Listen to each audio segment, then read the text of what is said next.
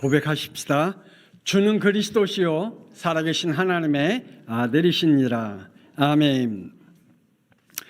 하나님은 노아를 부르셨고, 그리고 아브라함에게, 그리고 모세에게, 바울에게 하나님이 그들을 부르시고 난 이후에 이걸 하게 하셨습니다.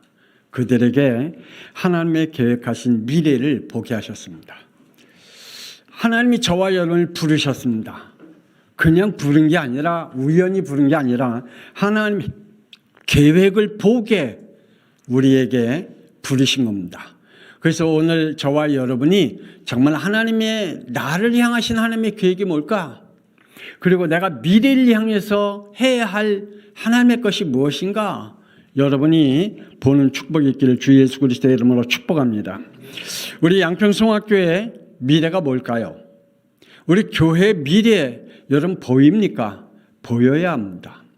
우리 렘넌트뿐 아니라 우리 성도들이, 우리 중직자들이 우리 교회 미래를 봐야 합니다.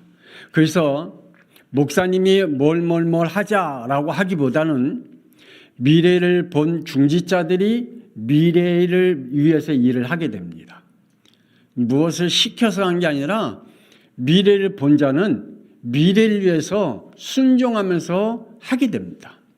그렇지 않으면 억지로 신앙생활을 하게 하고 억지로 하나님의 일을 하게 되는 것이죠. 우리의 미래를 어떻게 순종하면서 준비할까? 이 일을 위해서 나는 어떠한 준비와 순종으로 하나님 앞에 나아갈까? 바울은 다메섹에서 예수님을 만난 후에 자신의 미래를, 이 말씀을 딱 잡았거든요. 사도행전 19장 21절에 우리 다 같이 다시 한번 읽어봅시다. 시작. 이 일이 있은 후에 바울이 마게도냐와 아가야를 거쳐 예루살렘에 가기로 작정하여 이르되 내가 거기 갔다가 후에 로마도 보아야 하리라. 바울은 어디까지 봤느냐면 로마를 봤습니다. 그 당시는 로마가 세계복음화였거든요. 그러니까 바울은 세계복음화에 하나님의 것을 봤어요. 하나님이 저와 여러분을 부르신 후에 하나님이 우리와 우리 교회에 향하신 것을 봐야 됩니다. 그러면 내가 지금 한 후에, 내가 뭘 해야 한 후에 어디까지 달려가야 할지를 보게 되는 거죠. 그래서 우리 중직자들과 우리 성도들이 미래를 보는 축복이 있길 권세 있는 주 예수 그리스도의 이름으로 축복합니다. 그러려면 하나님의 절대 주권으로 세상을 봐야 됩니다. 세상을 뭘로 보자고요? 하나님의 절대 주권으로. 하나님의 절대 주권으로 보지 않으면 세상이 여러분에게 다르게 보입니다. 그러나 하나님의 절대 주권으로 보이면 성령의 인도를 따라 하나님이 하시는 일을 보게 되는 거죠. 자, 그러면 저와 여러분들은 분명히 구원받은 사람인 줄 믿습니다. 하나님은 우리에게 미래를 살릴 미션과 사명을 주셨습니다. 부활하신 예수님께서 베드로에게 찾아오셨죠. 그리고 3번 예수님께서 베드로에게 질문을 던집니다. 네가 나를 사랑하느냐? 네가 나를 사랑하느냐? 네가 나를 사랑하느냐라고 예수님께서 베드로에게 질문을 던지죠. 그때 베드로가 이렇게 요한복음 21장 17절에 내가 주를 사랑하는 줄 주님이 아시나이다 라고 고백을 합니다. 그때 예수님께서 뭐라 그랬죠? 내 양을 먹이라. 내 양을 먹이라. 하나님께서 베드로에게 하나님의 미래를 할 수 있는 그러한 답을 주시는 거죠. 자, 그렇다면 우리의 성도들이 절대 주권자 되신 성삼위 하나님을 믿으시길 바랍니다. 그러면 이걸 먼저 믿어야 돼요. 여기서부터 시작해야 됩니다. 창세기 1장 1절에서 2장 1절에 성삼위 하나님의 말씀은 천지 만물을 창조했다. 여기서 우리가 믿음으로 시작해야 됩니다. 모든 우주의 만물은 어디에서 시작했다고요? 성삼위 하나님이 창조하셨다. 여기서 우리의 믿음이 시작되어야 되는 것이죠.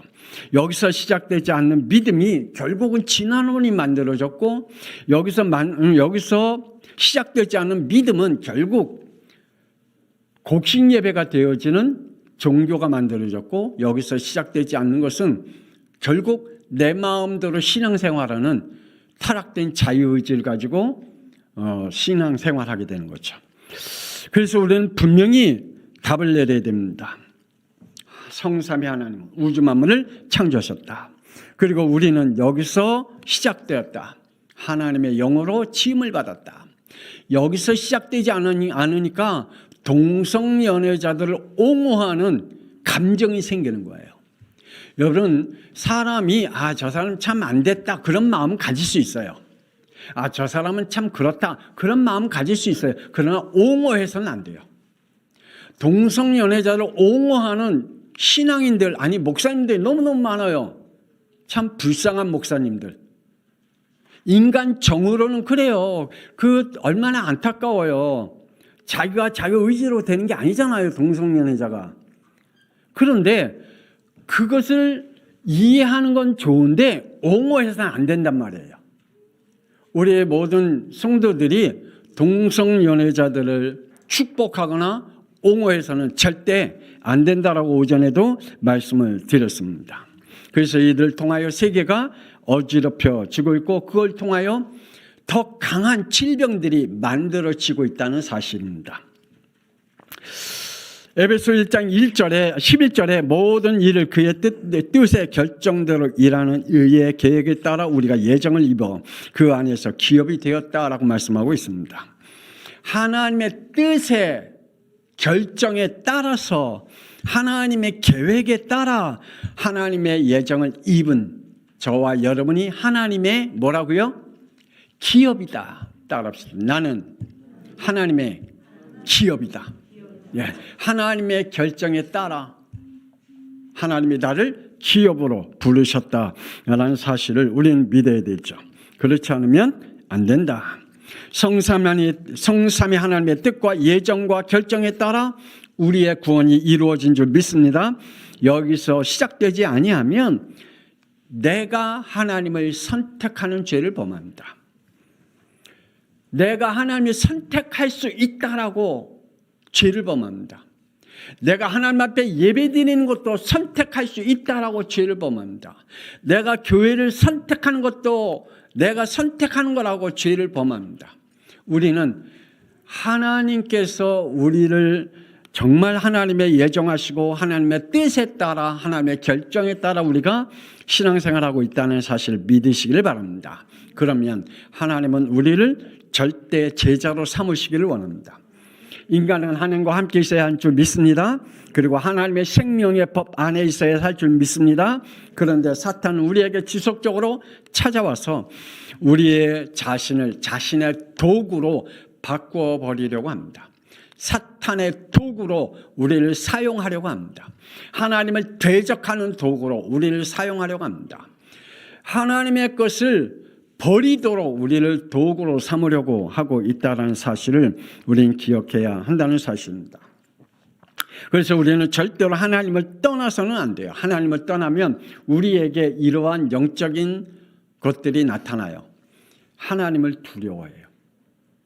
여러분, 하나님을 두렵습니까? 그게 아니거든요. 하나님을 숨으려고 합니까? 그게 아니거든요. 근데 우리는 하나님을 떠나면 자꾸 하나님께 숨으려고 해요. 그래서 어떤 사람은 일하는 데 숨어버려. 어떤 사람은 자기의 어떤 레크리션을 위해서 숨어버려. 아니면 어떤 사람은 자기의 어떤 바쁜 일로 숨어버려. 그 숨는 거예요, 지금. 그러니까 자기는 자기 나름대로 뭐 바빠서 한다는 거지만 사실은 하나님 볼 때는 숨어버리는 거예요. 나무 뒤에 숨는다든지. 우리는 다른 것을 등지고 숨는 자가 아니라 하나님과 함께 하는 사람이어야 되지, 하나님을 떠나 숨는 자가 되어서는 안 되죠. 그리고 하나님께서 반드시 우리의 인간은 서로 연합하고 서로 단합하고 서로 돕고 서로 함께하는 존재로, 그런데 사람이 부담스럽다. 여러분, 부부가 부담스럽다, 자녀가 부담스럽다, 부모가 부담스럽다, 이건 진짜 골치 아픈 거예요. 여러분, 우리의 자녀들은 부모님이 부담스럽다, 그럼 여러분 큰일 난 거예요. 우리 부부는 남편이 부담스럽다, 아내가 부담스럽다, 이건 큰일 난 거예요. 우리의 자녀가 부담스럽다, 이건 큰일 난 거예요. 아니, 아담이 그랬어요. 하나님 왜 저런 여자를 줘갖고 나한테 부담스럽게 죄를 짓게 했느냐는 거예요. 하나님을 떠나면요, 사람이 부담스러워요. 하나님을 떠나면 부부가 부담스러워요. 하나님을 떠나면 형제가 부담스럽고요, 부모도 부담스럽고, 모든 게 다 부담스러워져요. 이게 우리가 하나님을 떠난 증상들이라는 사실을 우리 기억해야 됩니다. 또 하나님을 떠나면 삶이 고통스러워요. 살아가는 것이 고통스럽고요, 숨 쉬는 게 고통스러워요. 그래서 빨리 죽었으면 좋겠대요. 그 정도로 삶이 부담스럽고 고통스러운 것으로, 그리고 창세기 3장 19절에 인생이 죽음과 지옥으로 가게 된 거죠. 하나님은 인간을 버리지 아니하시고 구원의 길을 주셨습니다. 구원의 비밀을 여기에 두셨죠. 창세기 3장 15절, 여자의 후손입니다.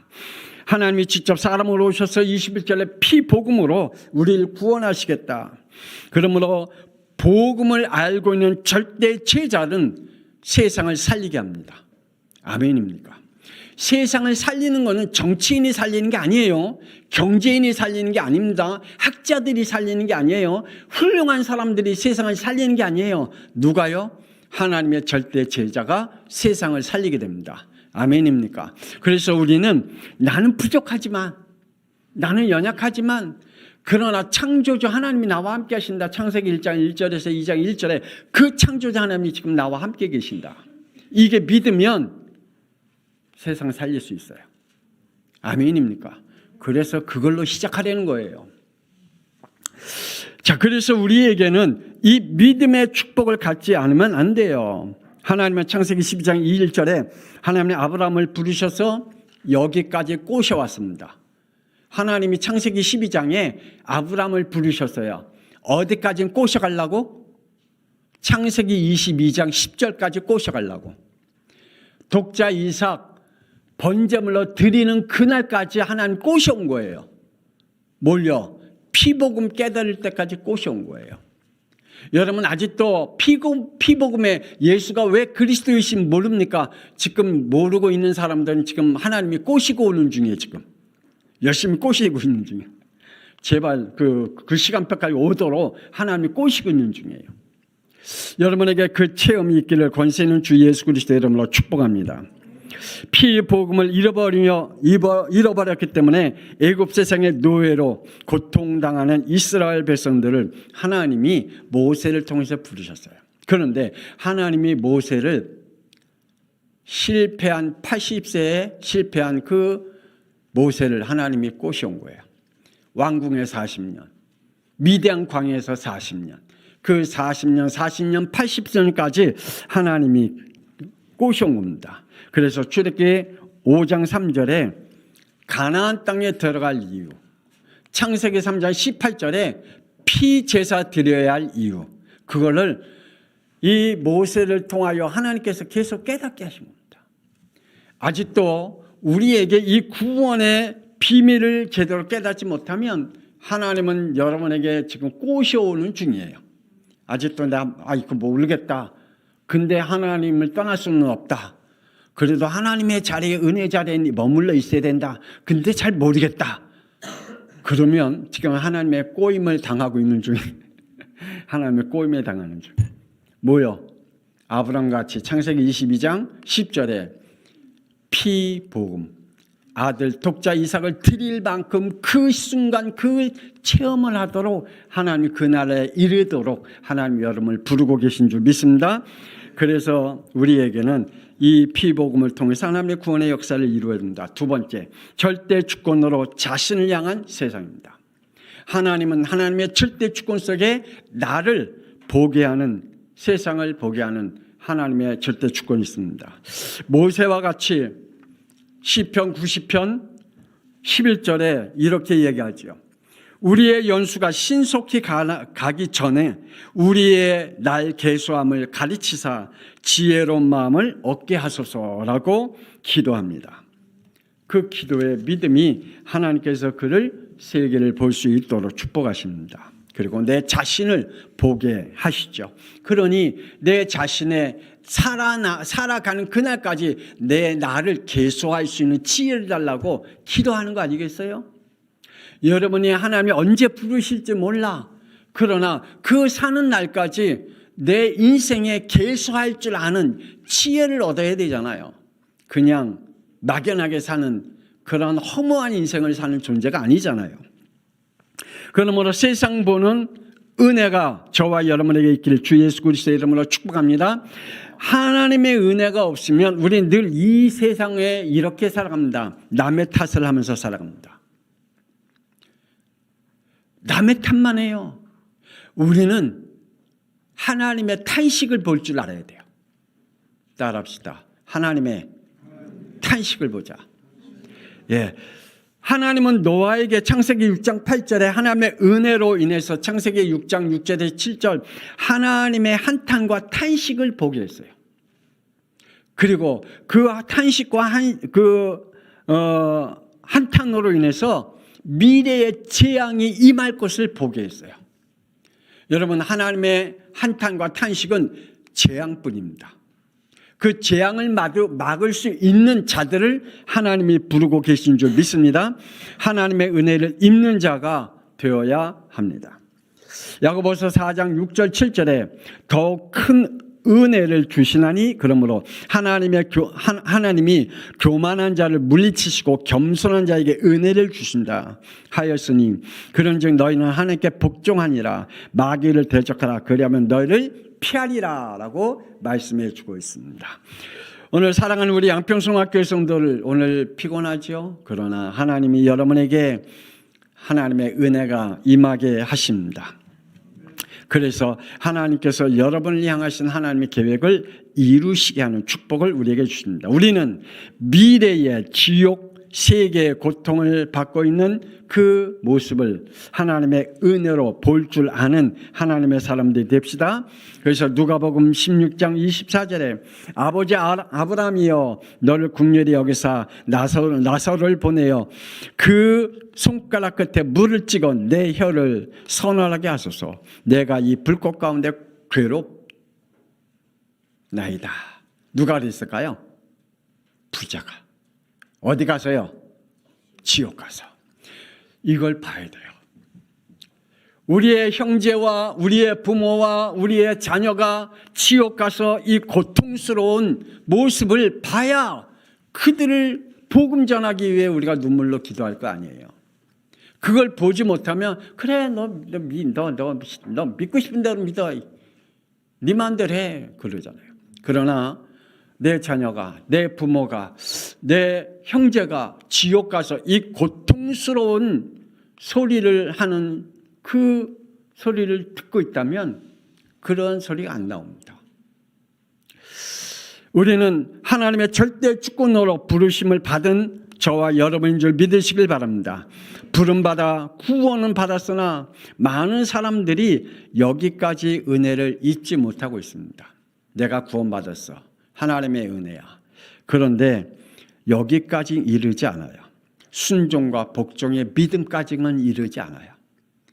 내가 하나님을 믿긴 믿어요. 그런데 거기에 뭐가 안 따라오냐? 순종과 복종의 믿음은 없어요.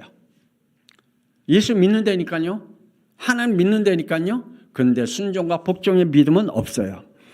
아브라함은 히브리서 11장 8절에 부르심을 받을 때 순종하여 장래 유업으로 받은 땅을 나아갈 때 갈 바를 알지 못하고 나아갔다 그랬습니다. 하나님이 부르셨는데 어디로 가야 할지 모르는 거야. 근데 하나님 앞에 부르심 받았어.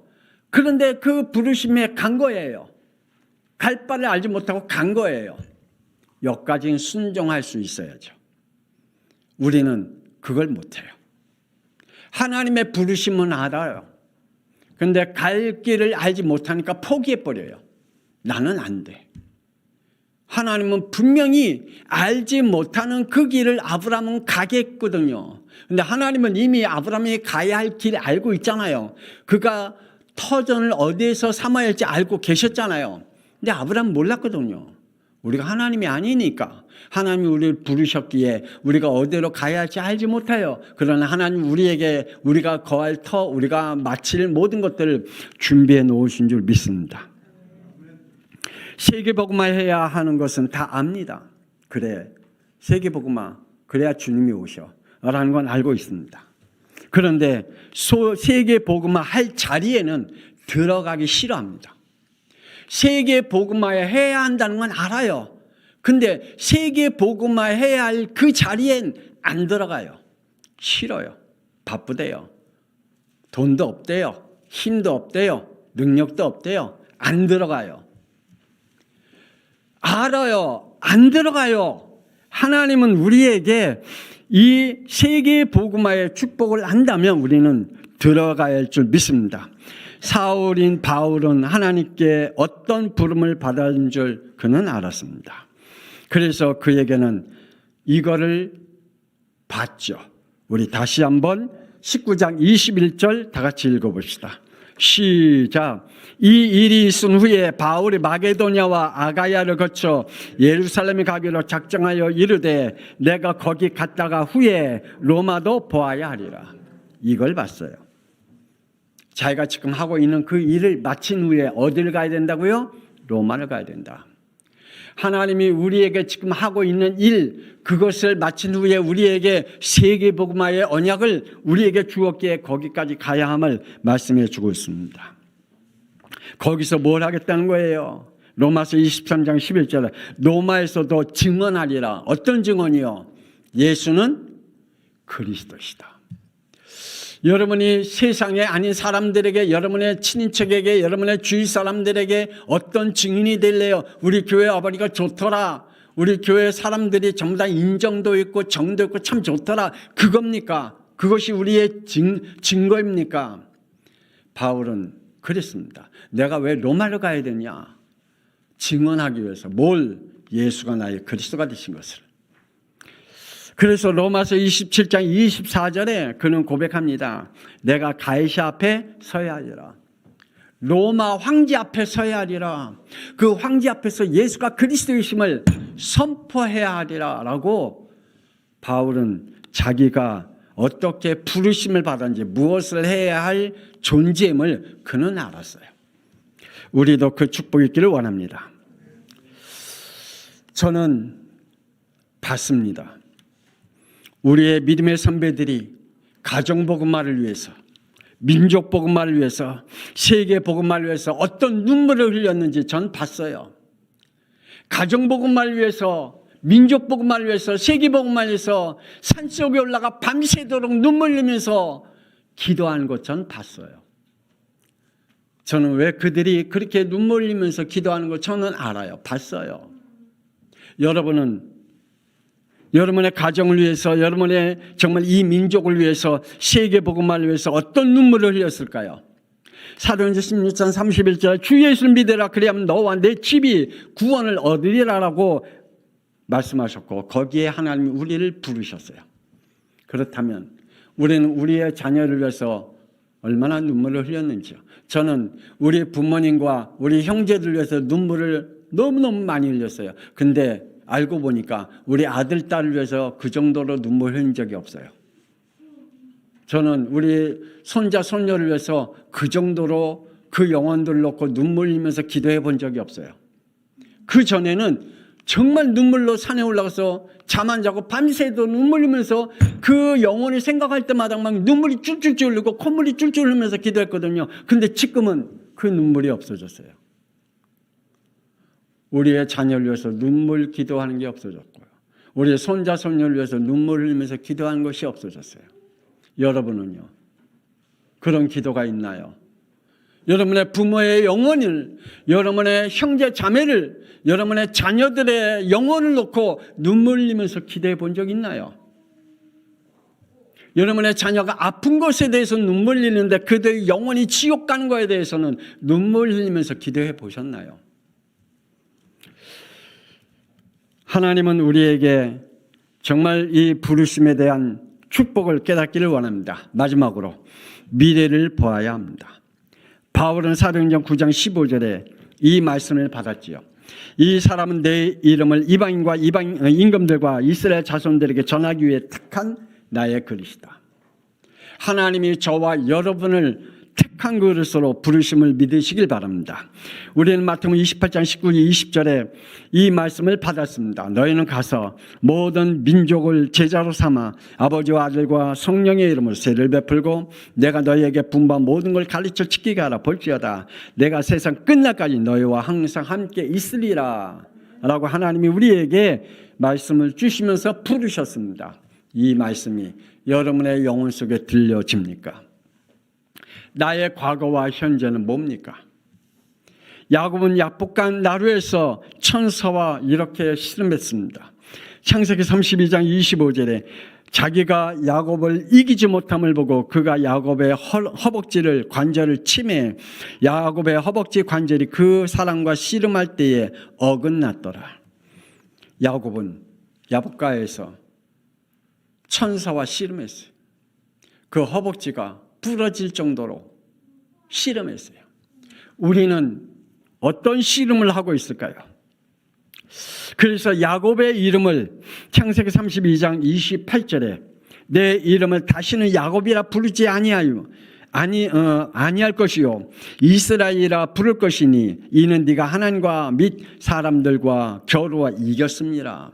이스라엘의 뜻이 뭐예요? 하나님과 겨루어 이겼다는 뜻이에요. 하나님께서 이 이스라엘의 야곱에게 이러한 축복을 허락해 줬습니다. 저와 여러분의 기도는 저와 여러분은 미래를 하나님이 어떻게 보게 하셨는지요. 하나님이 우리에게 이 축복 속에 부르심 속에 하나님은 저와 여러분을 찾으셨습니다. 출애굽기 3장 10절에 이제 내가 너를 바로에게 보내어 너에게 내 백성 이스라엘 자손을 애굽에서 인도하여 내게 하리라. 하나님이 모세를 부르신 이유가 뭐예요? 400년의 저주에서 끄집어내겠다. 여러분의 가문에 흐르는 저주에서 끊어내겠다. 지금 여러분이 후대의 저주를 끊어버리겠다라고 하나님 우리를 부르셨어요. 그게 여러분에게 보여지길 원합니다. 안 그러면 모세와 같이 이렇게 자신의 현재 자괴감에 빠져서 이렇게 고백합니다. 출애굽기 4장 10절에 오 주여 보낼 만한 자를 보내소서. 모세가 그랬거든요. 자신의 자괴감에 빠져서 주여 보낼 만한 자를 보내주셔서 나는 아닙니다라고 자괴감에 빠져 있어요. 하나님은 아시고 모세를 불렀는데 하나님이 저와 여러분을 부르신 줄 믿습니다. 거기에 우리가 이러한 고백을 하면 안 되잖아요. 주여 보낼 만한 자를 보내주옵소서. 이렇게 고백을 하면 안 되겠죠. 미래를 본 자입니다. 초대교회 성도는 핍박과 환난으로 모든 재산, 삶의 터전, 생명까지 빼앗기는 고통을 당했습니다. 그러면서 그들은 미래를 보았습니다. 렘넌트 미래입니다. 우리 다 같이 사도행전 5장 42절 한번 찾아서 읽어볼까요? 다 알고 있는 말씀이지만 하도 좋으신 분들이 많아서 사도행전 5장 42절 다 찾아서 사도행전 5장 42절 다 찾아서 다 알고 있는 말씀, 외우고 있는 말씀입니다. 사도행전 5장 42절 시작. 그들이 날마다 성전에 있든지 집에 있든지 예수는 그리스도라고 가르치기와 전도하기를 끝이지 아니하니라. 아멘. 그들은 미래 렘넌트를 보았습니다. 미래를 살 유일성은 예수 그리스도인 줄 믿으시길 바랍니다. 바울이 본 미래입니다. 사도행전 19장 21절에 이 일이 있은 후에 바울이 마게도냐 아가야를 거쳐 예루살렘에 거기로 작정하여 이르되 내가 거기 갔다가 후에 노마도 보아야 하리라. 미래를 보게 하옵소서.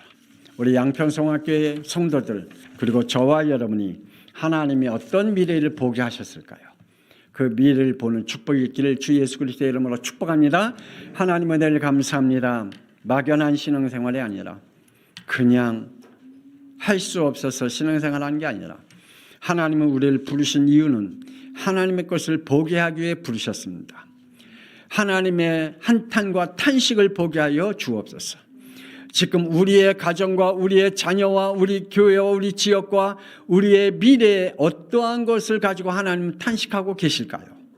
그거를 볼 줄 아는 저와 우리 양평송학교 성도들이 되게 하여 주옵소서.